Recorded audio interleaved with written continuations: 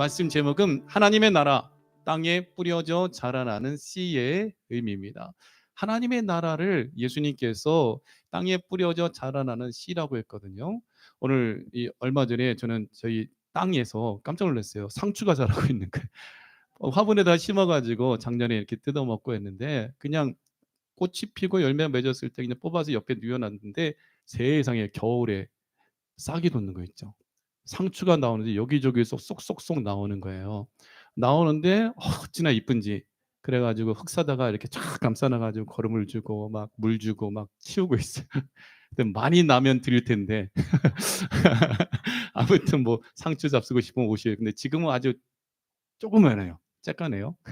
근데 하나님의 나라가 이 씨앗이 뿌려질 때에 땅에서 싹이 나고 이삭이 되고 곡식이 탱글탱글탱글 열리고 탱글탱글 열리면은 무슨 일이 나죠? 농부가 낫을 대고 곡식을 거두어서 곡식은 모아서 곡간에 들이고 쭉정이는 모아서 불에 태워버리잖아요. 하나님의 나라, 우리는 이 세상에서 이 복음, 예수 그리스도의 생명의 복음을 통하여서 우리 마음밭에 씨가 뿌려졌어요. 씨가 뿌려져서 이제 어떤 사람은 처음 예수님 믿기 시작하신 분은 싹이 난 단계, 그리고 어떤 분은 이제 이삭과 같이 열매가 모양이 열매가 달리네 하는 그런 단계.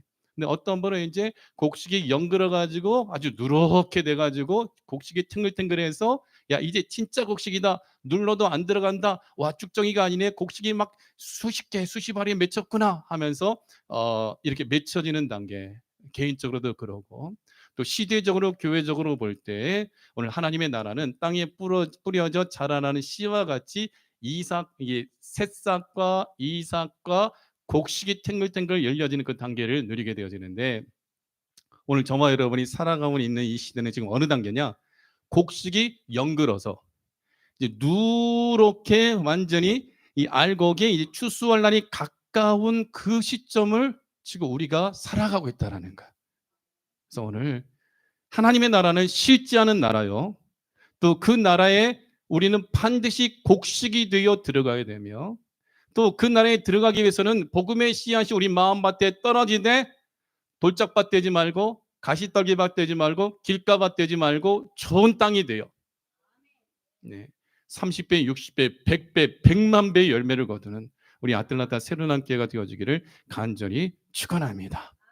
그래서 하나님의 나라, 땅에 뿌려져 자라나는 씨, 여러분 지금 씨의 단계입니까? 아니면 새싹의 단계입니까? 이삭의 단계입니까? 아니면 탱글탱글탱글 열려서 하나님의 마음에 기쁨을 주는 믿음의 단계입니까? 오늘 이 말씀을 받고 함께 은혜 받으면서 그리스도의 장성한, 예수 그리스도의 장성한 분량이 충만한 데까지 자라가서 주인 되신 하나님의 마음을 기쁘시게 하는 곡식이 탱글탱글탱글 열려져 있는 귀한 믿음의 성도들, 귀한 믿음의 우리 새로운 교회가 되어지길 바랍니다. 하나님의 나라, 땅에 뿌려져 자라나는 씨는요, 첫째, 처음에는 싹이 납니다. 하나님의 말씀이 우리에게 뿌려질 때에 일어나는 현상은 싹이 난다. 28절 같이 읽어봐요. 땅이 스스로 열매를 맺되 처음에는 싹이요, 다음에는 이삭이요, 그 다음에는 이삭의 충실한 곡식이라. 자, 싹이 난다라는 것은 생명을 가지고 있다라는 거고, 열매 맺기 위하여 나는 생명을 가지고 있고 지금 자라나고 있어요라는 거예요.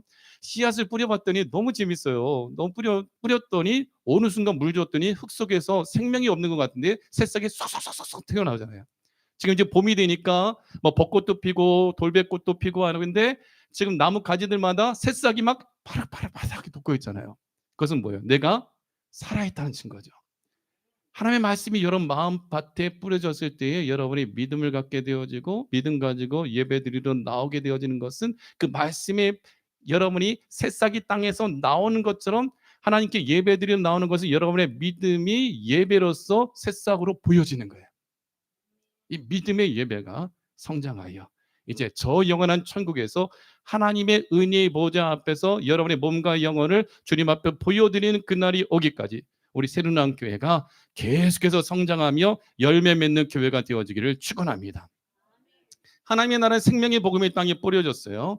뿌려질 때 새싹이 낳는 단계는요, 예수님께서 이 땅에 오셔서 하나님의 미랄이 되어 땅에 떨어져 죽으시는 것을 의미하는데, 이사야 선지자의 예언대로 이 나사렛을 떠나 스불론과 납달리 지경 해변에 있는 가버나움에 가서 예수님께서 이 땅에 오셔서 사시며 선지자 이사야를 통하여 하신 말씀을 이루려 하심이라 하며, 복음이 이 스불론과 납달리 땅과 요단강 저편 해변길과 이방의 갈릴리와 흑암에 앉은 모든 백성에게 큰 빛 대신 예수님이 오셔서 복음의 씨앗을 뿌리시는 거예요. 뿌리시면서 그때부터 예수님께서 하나님 나라 천국 복음을 전하시며 예수님의 제자들을 부르시죠. 그래서 예수님은 갈릴리 해변에 다니시다가 두 형제 세베대의 아들, 아니죠, 두 형제 베드로 형제 누구죠? 안드레가 바다에서 그물 깁는 것을 던지는 것을 보시고 나를 따라오너라, 내가 너희를 사람 낚는 어부가 되게 하리라 했더니 베드로와 안드레가 즉시 배와 그물을 버려두고 예수님을 따르는 거예요. 그 마음속에 무엇이 솟았을까요? 새싹이 솟는 거예요. 씨앗이 뿌려지면 새싹이 솟는 거예요. 그리고 세베대의 아들 야고보와 요한에게도 예수님께서 동일하게 그들을 부르실 때에 그들도 바로 예수님을 따르시죠. 그리고 예수님은 회당이든지 어느 곳인지 들어가셔서 만나는 모든 사람들의 죄를 사해 주시고 모든 병을 고쳐 주시며 친히 하나님의 나라 천국 복음에 대하여 예수님께서 복음의 씨앗을 사람들에게 뿌리죠. 그때 그 예수님을 듣고 믿어 예수님을 따르는 무리들이 나타나게 되어지고 예수님 십자가에 죽으시고 부활한 이후에 예루살렘 교회가 탄생하게 되어지죠. 그것이 바로 복음의 씨앗이 열매를 맺기 위하여 새싹을 틔운 것과 같다라는 거예요.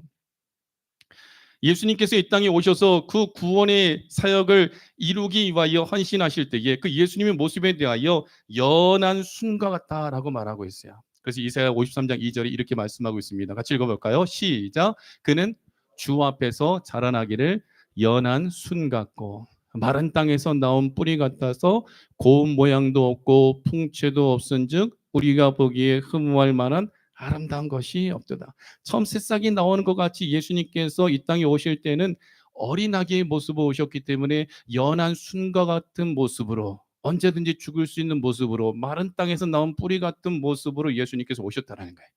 예수님께서 하늘의 밀이 되어지기 위하여, 썩기 위하여, 열매 맺기 위하여 예수님께서 연한 순과 같은 모습으로 오셨다. 그래서 오셔서 예수님을 만나는 모든 사람들마다 연한 순과 같은 하나님의 나라 천국에 대한 소망이 생기게 되어지고, 그러니까 부자 청년도 예수님 내가 어떻게 해야 영생을 얻으리까 하나님 나라에 들어가게 되겠습니까? 또한 만나는 모든 사람들마다 하나님 나라 천국 복음을 듣고 예수님께 나와 그 마음속에 연한 순과 같은 새싹이 피어오르는 거예요. 믿음이 새싹이 자라나는 것. 사랑하는 성도 여러분, 여러분 마음에 천국에 대한 그 소망이 자라야 돼요. 자라야 돼요. 천국 없이는 우린 아무 소망이 없어요. 제가 운전하고 가다가 그 철판에 맞아가지고 죽었으면 저는 천국 가죠. 천국 소망이 없으면 저는 지금 아마 굉장한 트라우마에 실릴 거예요. 운전하고 갈 때 또 저기 철판이 날아오지 않을까? 운전을 가다가 저기서 사슴이 뛰어들지 않을까? 운전을 가다가 나무에서 가지가 떨어지지 않을까? 두려워하는 가운데에 살아갈 수밖에 없죠. 아닌 밤중에 홍두깨라고 우리 권사님은 잠자고 있는데 새벽에 갑자기 벼락이 치더니 지하실이 막 터지고 보일러가 터지고 불이 붙고 막 이런 일이 일어났을 때에 천국에 대한 소망이 없으면 우리는 이 세상에서 다리를 건널 때, 운전할 때, 비행기 탈 때에 또 일상생활 속에서 요즘 이 전 세계적으로 일어나는 현상은 싱크홀, 땅이 갑자기 꺼져가지고 집이 사라져버리고 운전하고 가던 차가 바로 구덩이로 막 빠져버리고 얼마나 기가 막힐까요? 지금 한국에도 불 때문에 집들이 불타고 산이 불타고 미국도 서부 쪽에는 막 산불 때문에 많은 고가의 집들이 다 불타버리고 얼마나 많은 사람들이 고통을 당하고 죽음을 맞이하고, 게다가 토네이도 때문에 한 마을이 또 쑥밭이 되어버리고, 켄터키 지역 이런 내슈빌 이런 지역에, 네바다 지역에 또 뉴스 보니까 이 여행하고 있는데 갑자기 폭설이 와가지고 한국에서 온 3명의 한국 사람 관광객들이 실종돼 버리고, 이런 사건들을 볼 때 우리는 큰 두려움과 트라우마에 시달릴 수밖에 없죠. 그러나 예수님 믿는 사람들이 죽음 앞에서 두려워하지 않는 것은 천국에 대한 믿음의 새싹이 피어올랐고 곡식이 연글연글 맺었고 이 이삭이 되었고 이제 곡식이 되어 우리는 죽어도 예수님과 함께 부활하고 살아있을 때 예수님 다시 오신다면 천국에 올라간다는 그 천국에 대한 소망이 있기 때문에 전쟁이 일어나고 난리 소문을 우리가 겪게 된다 할지라도 우리가 믿음으로 주님 앞에 나 예배드릴 수 있는 것은 하나님 나라를 향한 그 믿음의 새싹이 우리 가운데 피어올랐기 때문이라는 거죠. 그래서요, 그 믿음 가지면요, 마태복음 13장 31절 말씀해 보면요, 또 비유를 들어 이르시되 천국은 마치 사람이 자기 밭에 갖다 심은 겨자 씨안을 같으니 이는 모든 씨보다 작은 것이로되 자란 후에는 풀보다 커서 나무가 되매 공중의 새들이 와서 그 가지에 깃들이느니라. 겨자 씨 보셨어요? 겨자는 많이 드셨죠? 겨자 씨 못 보셨죠? 겨자 씨가요, 참깨보다 작아요. 겨자 씨가 얼마나냐면 볼펜으로 이 종이에다가 점 하나 딱 찍은 크기예요. 되게 작죠. 근데 그 겨자 씨를 심으면 제가 요즘 농사 짓는 재미가 생겨가지고 그냥 갓씨 있잖아요. 갓, 청갓. 갓씨를 한번 땅에다가 강순희 권사님한테 제가 물어보면서 막 씨앗을 뿌렸어요. 막 훅 뿌린다 그래서 저도 훅 뿌렸거든요. 세상에 새싹이 막 와다다다다다 나는데 씨앗이 작은 거 뿌렸는데 쫙 자는 이파리가 피고 그것을 막 쌈 싸우면 좋을 정도로 막 성장해 나가는 게 얼마나 재미있는지. 근데 겨자씨는 그 갓씨보다 더 작은 거예요. 볼펜으로 종이에다가 딱 찍으면 그 모양이 겨자씨 모양이야. 겨자씨예요. 크기예요. 근데요, 겨자씨 하나를 심으니까 어떤 일이 일어나냐면 새싹이 나고 자라가고 자란 후에는 풀보다 커서 새들이 깃들이는 나무가 되어져서 공중의 새들이 그 가지에 깃들인다는 거예요. 우리는 예수님 믿기 전에 복음을 듣기 전에는 하나님 나라에 대하여 관심도 없었고 있는지도 몰랐고 지옥이 있는지도 몰랐고 우리가 구원받아야 될 대상이라는 것을 알지도 못했는데 하나님의 은혜로 복음을 듣게 되어진 거죠. 복음을 듣게 된 것은 우리 마음에 복음의 씨앗이 뿌려졌다는 거예요. 뿌려졌더니 우리에게서 새싹이 나고 지금은 새싹 단계일지라도 그 복음의 씨앗 하나님 나라에 대한 천국 소망은 성장해서 공중의 새들이 와서 그 가지에 깃들일 정도로 위대한 믿음의 거목이 되어지는 거죠. 우리 새로운교회가 위대한 믿음의 거목들이 되어져 요셉의 창고를 열어 나라와 민족과 열방을 먹여온 것처럼 우리 새로운교회가 여러분들이 여러분의 가정이 여러분의 자녀들이 여러분의 믿음의 기업들이 먹이고 살리고 하나님 나라의 생명의 복음을 누리게 하는 축복의 통로로서 위대하게 쓰임받는 역사가 일어나기를 예수 그리스도 이름으로 간절히 축복하고 축원합니다. 그 일을 위해서 신방하고 있는 거예요. 그 일을 위해서 이 말씀을 함께 나누고 기도하는 거예요. 요즘 이 새벽에 나와서 함께 기도하는 우리 권사님들 장로님들이 계시니까 얼마나 힘이 나는지 몰라요. 조중 예배 드릴 때 처음에는 사모 위미의 사모 한 사람만 놓고 예배 드릴 때는 기운이 없어. 물론 여러분들이 온라인 통해서 예배를 드리지만 그때 우리가 함께 예수님의 이름으로 모여 새벽을 깨우며 기도하니까 막 뭐 이옥희 권사님 경우는 40분 운전해 와가지고 예배를 새벽을 깨우니까 얼마나 용기가 나고 힘이 나는지요. 삼겹살은 세겹줄은 여러분 잊어먹지 않게 하게 제가 지금 하는 거예요. 세겹줄은 끊어지지 않는다. 두세 사람이 내 이름으로 모인 것에 하나님 함께 하시고 두 사람의 마음을 아파야 믿음으로 기도할 때에 그 기도에 응답 주신다잖아요. 그러니까 저는 요즘 너무 행복해요. 진짜 모여서 예배 드릴 수 있는 거, 새벽에 모여서 예배 드릴 수 있다는 것이 얼마나 좋은지, 수요예배 금요예배 모여서 예배 드릴 수 있다는 것이 얼마나 좋은지. 지금 이삭이 우물을 팔 때 에색 우물 빼앗기죠. 신나 우물 빼앗기죠.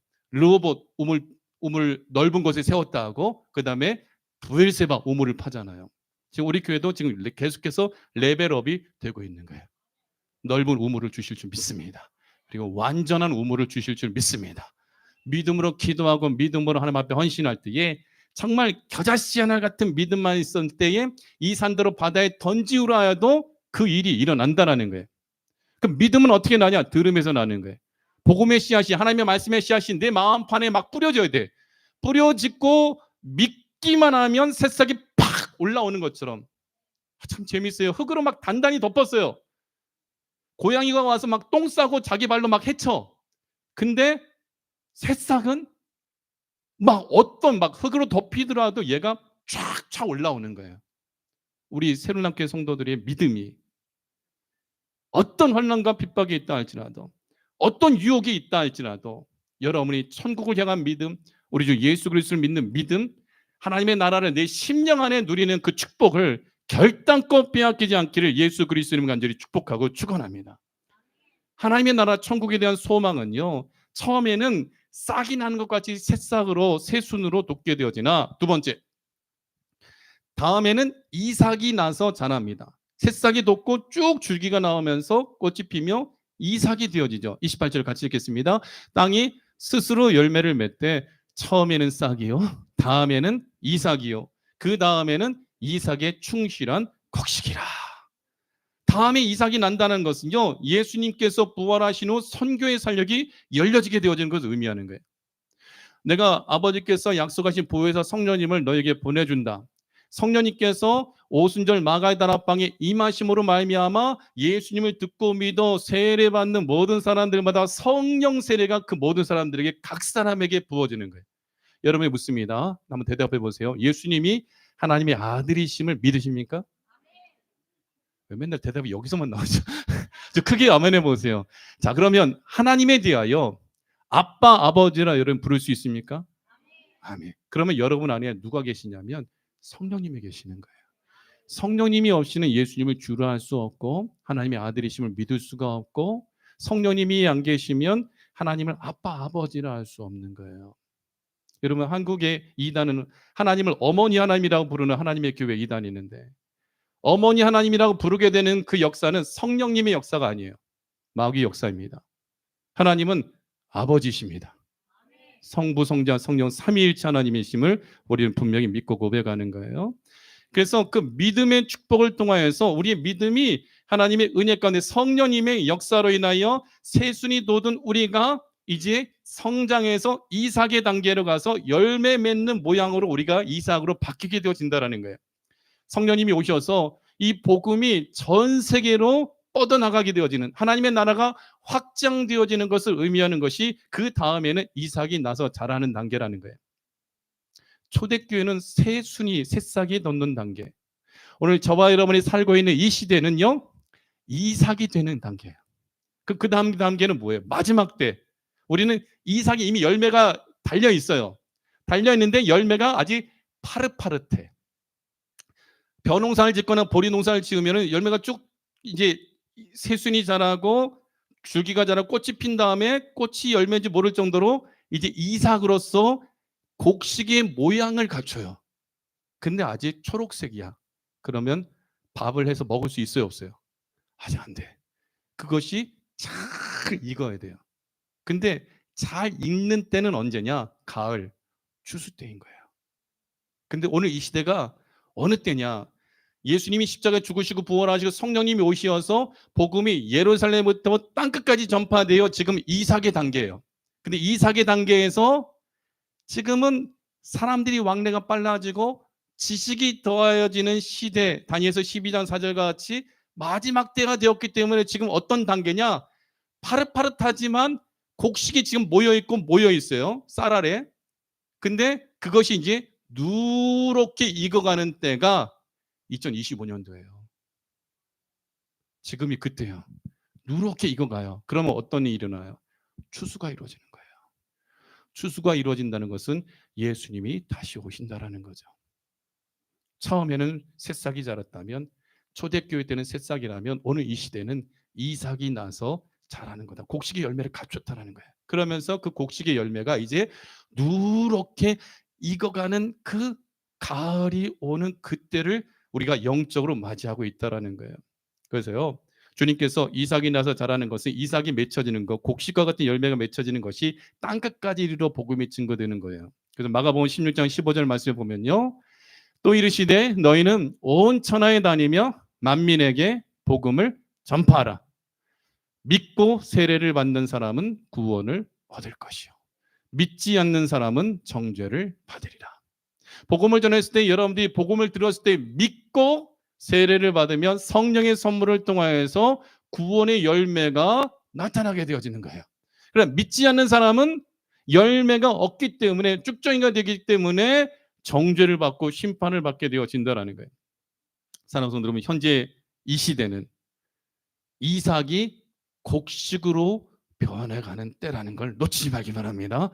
하나님의 나라 땅에 뿌려져 자라는 씨는요, 처음에는 싹이 난다. 예수님께서 십자가에 못 박혀 죽으시고 제자들을 세우시고 초대교회가 세워지고 복음이 전파되어지도록 예루살렘 교회가 세워지는 것이 싹이 나는 것이며, 더 나아가 다음에는 이삭이 나서 자란다. 이 예루살렘 교회에서 시작된 복음이 오직 성령이 너희에게 임하시면 너희가 권능을 받고 예루살렘과 언유대와 사마리아와 땅끝까지 이르러 내 증인이 되리라. 지금 우리가 살고 있는 미국은 어디입니까? 아틀란타죠. 그래요. 아틀란타죠. 이 아틀란타, 여기가 지금 땅끝이에요, 예루살렘이에요. 땅끝이에요. 뭔 일인지 아세요? 예루살렘에서 복음이 시작됐어요. 유대 땅까지 퍼져나갔어요. 사마리아 땅까지 복음이 전했어요. 그 다음 단계 어디예요? 땅끝이잖아요. 지금 땅끝까지 복음이 증거되었기 때문에 새로운 교회가 존재하는 거예요. 땅끝으로 이미 다 복음이 전파됐어요. 그럼 뭐예요? 이삭이 충실해졌다라는 거예요. 땅끝까지. 그러면 예수님께서 오신다 그랬거든요. 주님 오실 날이 멀지 않은, 곡식이 다 무르익은 때가 오늘 저와 여러분이 살고 있는 때라는 거예요. 그럼 우리 어떻게 해야 돼요? 김수정 권사님 이사하셨잖아요. 천국으로 이사갈 준비해야 돼요. 김수정 권사님 이사하면서 냄비 다 그릇 다 챙겨 오셨잖아요. 근데 천국은 우리가 뭘 가져가야 돼요? 우리 교회에 있는 물주전자 갖고 가나요? 밥통 들고 가나요? 아니요. 믿음 가져가는 거예요. 믿음 가져가야 돼요. 이삭이요, 이삭 단계에서는요, 얘가 곡식이 될지 안 될지 우리는 몰라요. 이삭이 이 벼와 보리 이삭을 보면요, 제가 농촌 지역에 있어 봤기 때문에 아는데, 그때는 아직 얘가 곡식인지 쭉정인지 몰라요. 쭉정이는 뭐냐면 겉모습은 쌀인데 눌러보면 퍽 들어가요. 그러니까 우리가 밥할 때도 쌀 씻을 때 보면 물에 둥둥 뜨는 거 있잖아요. 눌러보면 그 안에 쌀이 없어요. 한국에서 요즘은 이제 쌀 도정이 잘 되니까. 그런데 저 어릴 때 우리 권사님들 장로님들 어릴 때 보면은 쌀 사러 가면은 그 쌀 속에 항상 벽시가 같이 섞여 있어요. 근데 어머니가 쌀 씻을 때 또 저도 쌀 씻을 때 보면 물에 둥둥 떠요. 얘 만져보면 퍽 들어가. 그러면 딱 꺼내서 버려버리잖아요. 그게 쭉정이거든요. 이삭이 나서 자란 이후에는요, 이제 곡식이 되면 낫을 되게 되는데, 세 번째, 그 다음에는 이삭에 충실한 곡식의 낫을 되는데, 낫을 되고 난 이후에 그 곡식과 쭉정이가 가는 장소가 달라지는 거예요. 추수 때가 되면 곡식이 무르익어서 이제 황금 들판이 될 때에 무슨 일이 일어나요? 곡식이 벼가 고개를 확 숙이죠. 그럼 농부들은 그때 뭔 일을 하느냐면 낫을 갈아요.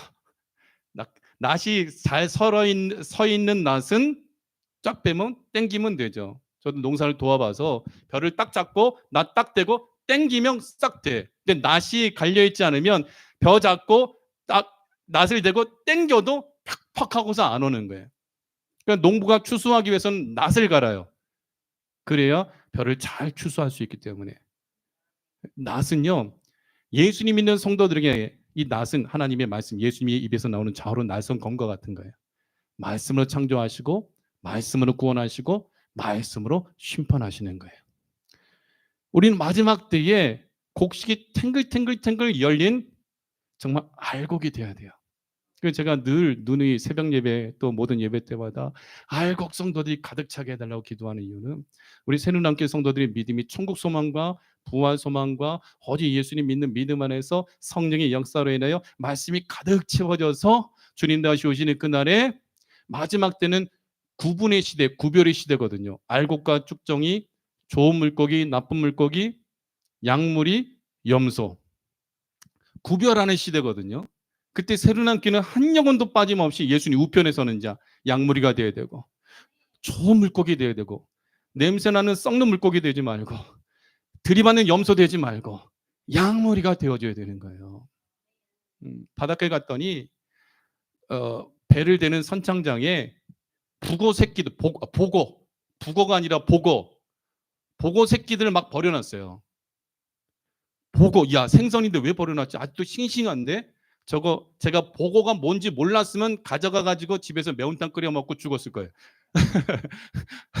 왜 제 군대에서 군대 고참 일가족 13명이 복어회 잘못 먹고 복어탕 잘못 먹고 다 병원에 실려갔거든요. 예, 독이 들어 있으니까. 근데 어부들이 물고기들을 다 선별하면서 되게 작은 요만한 복어거든요. 복어 한 대여섯 마리를 그냥 선착장인가요?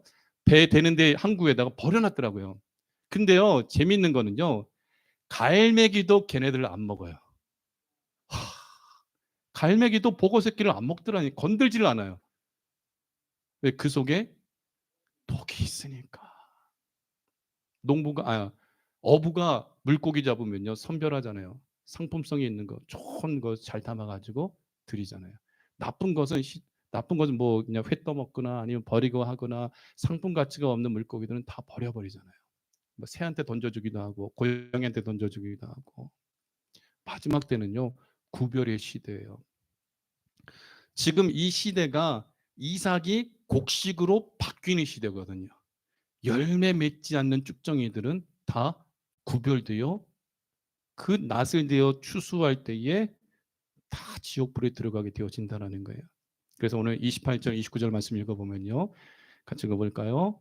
땅이 스스로 열매를 맺되 처음에는 싹이요, 다음에는 이삭이요, 그 다음에는 이삭의 충실한 곡식이라. 열매가 익으면 곧 낫을 대나니 이는 추수 때가 이르렀습니다. 지금 이제요, 낫을 주님께서 딱 곡식이 될 그 날이 오늘 이 시대라는 거예요. 그래서 예수님은요, 요한계시록 14장 13절 말씀에 보면 예수님이 다시 오실 때 일어날 일에 대해 이렇게 말씀하고 있어요. 같이 읽어봐요. 시작. 또 내가 들으니 하늘에서 음성이 나서 이르되 기록하라.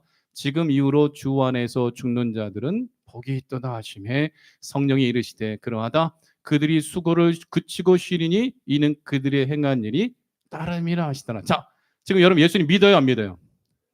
믿습니다. 그럼 지금 죽으면 복이 있어요, 없어요? 우리가 지금 예수님 믿고 죽을 때 아이고 곡할 필요가 있어요, 없어요? 없어요. 왜? 우리의 죽음은 복받은 죽음인 거예요. 지금 이후로 예수님 믿고 거룩한 성령의 인침을 받은 이후의 죽음은 복이 있도다. 그러니까 물론 슬프기 때문에, 이별의 아픔 때문에 저도 김진아 감독님 소천하실 때 이제 울기도 했지만 헤어짐의 슬픔은 있으나 하나님 나라에서 다시 만날 소망이 있는 거예요. 그렇기 때문에 복이 있기 때문에 너무 슬퍼하지 말아라라고 이 데살로니가전서 4장 13절에 말씀하시는 거예요. 수고를 그치고 쉬리니 이는 그들이 행한 일이 따름이라 상받게 되어지는데 14절 말씀 계속 읽어봐요. 시작. 또 내가 보니 흰 구름이 있고 구름 위에 흰자와 같은 이가 앉으셨는데 그 머리에는 금면류관이 있고 그 손에는 예리한 낫을 가졌더라. 누구죠? 예수님. 흰 구름이 있다는 것은 영광을 상징하는 거예요. 영광 가운데 예수님께서 계시는데 인간의 몸을 입고 오신 예수 그리스도.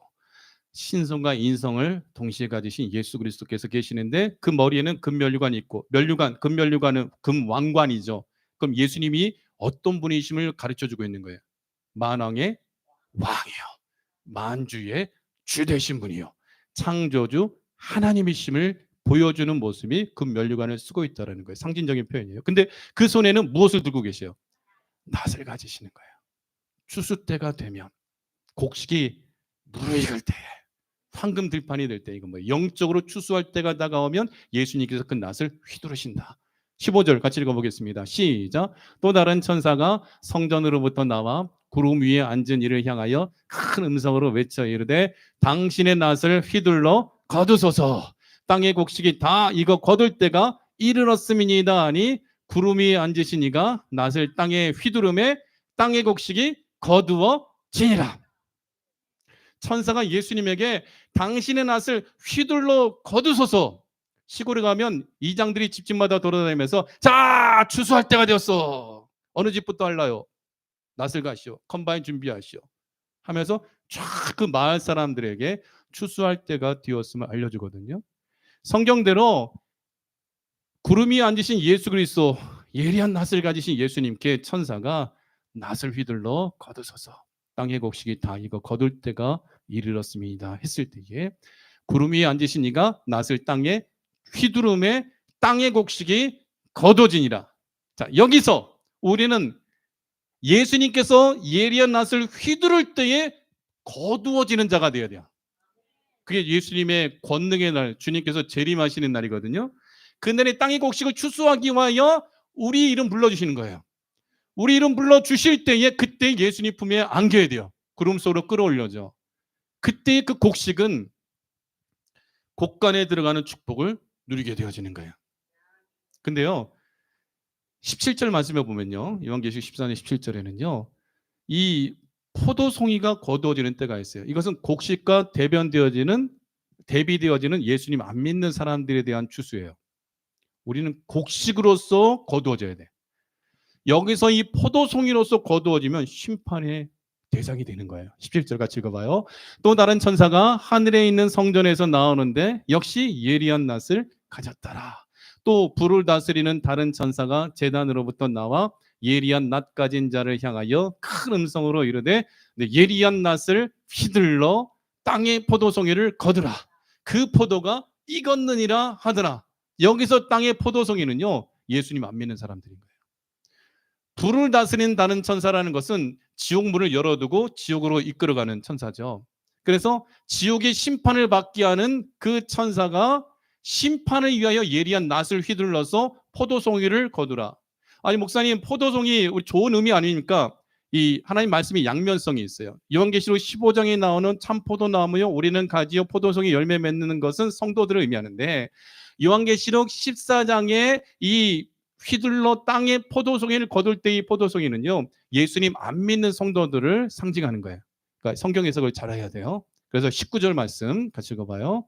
천사가 낫을 땅에 휘둘러 땅에 포도를 거두어 하나님의 진노의 큰 포도주 틀에 던짐에 성 밖에서 그 틀이 밟히니 틀에서 피가 나서 말 굴레까지 닿았고 1600 스타디온에 퍼졌더라.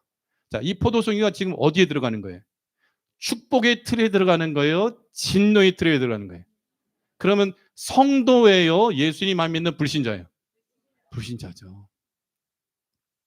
진노의 큰 포도주 틀에 던져짐에 주님께 밟히고 그 틀이 밟힐 때에 틀에서 피가 나서 말 굴레까지 닿았고, 이것은 둘째 사망의 해를 받는 것을 의미하는 거예요.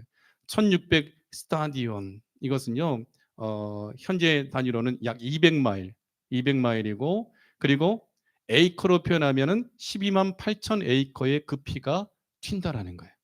12만 8천 에이커. 근데 이것은 상징적인 표현이기 때문에 그만큼 예수님 안 믿는 사람들이 하나님의 심판, 예수님의 심판을 받아 영원한 죽음, 영원한 형벌에 들어가게 되어짐을 의미하는 거예요. 여러분, 예수님 믿는 게 제일 축복이에요. 땅의 곡식이 되어 주님께서 친히 우리를 모아서 곡간에 들이시잖아요. 근데 예수님 안 믿을 때는요, 진노의 포도즙 틀에 던져지게 되어지는 거예요. 사랑하는 성도 여러분, 예수님 잘 믿읍시다. 옆 사람에게 얘기하시, 예수님 잘 믿읍시다. 예배 잘 드립시다. 천국 소망 가지고 살아가십시다. 아멘이시죠? 그래서 마지막으로요, 누가복음 3장 17절 말씀해 보면요, 손에 키를 들고 자기의 타작마당을 정하게 하사 알곡은 모아 곡간에 들이고 쭉정이는 꺼지지 않는 불에 태우시리라. 쭉정이의 특징, 겉모습은 알곡 같아요. 그러나 눌러보면 열매가 있어요, 없어요? 없어요. 신앙생활에도요, 마당만 받는 성도 되지 말고 예수님 밑에 믿음의 삶의 열매가 가득 채워져야 돼요. 믿음으로 주 앞에 헌신하고 섬기는 거, 봉사하는 거, 각 사람 행한 대로 상을 주시거든요. 믿음의 분량대로 주님께서 일할 수 있는 것도 주시는 거예요. 그러니까 저는 여러분의 믿음을 키우고 싶어요. 세상이 감당하지 못하는 위대한 믿음의 사람이 되세요. 내 입을 크게 열라 내가 채우리라.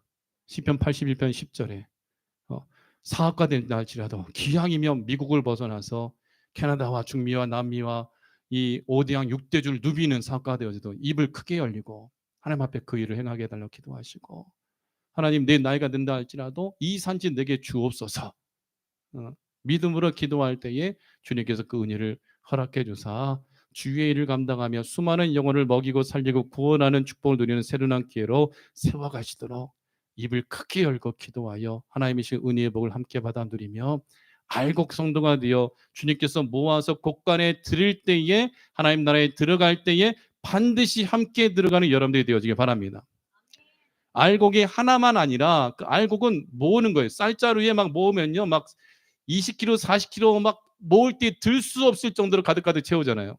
우리 새로운함께 알곡이 가득 채워지기 원하고 주님께서 키질 할 때에 손에 키를 들고 자기의 타작마당을 정하게 하사 타작마당 교회거든요. 알곡은 모아 곳간에 드리고 바람에 날아가는 쭉정이는 꺼지지 않는 불에 태울 때에 영적으로 좀 무거운 자가 되십시오. 영적으로 무거운 자.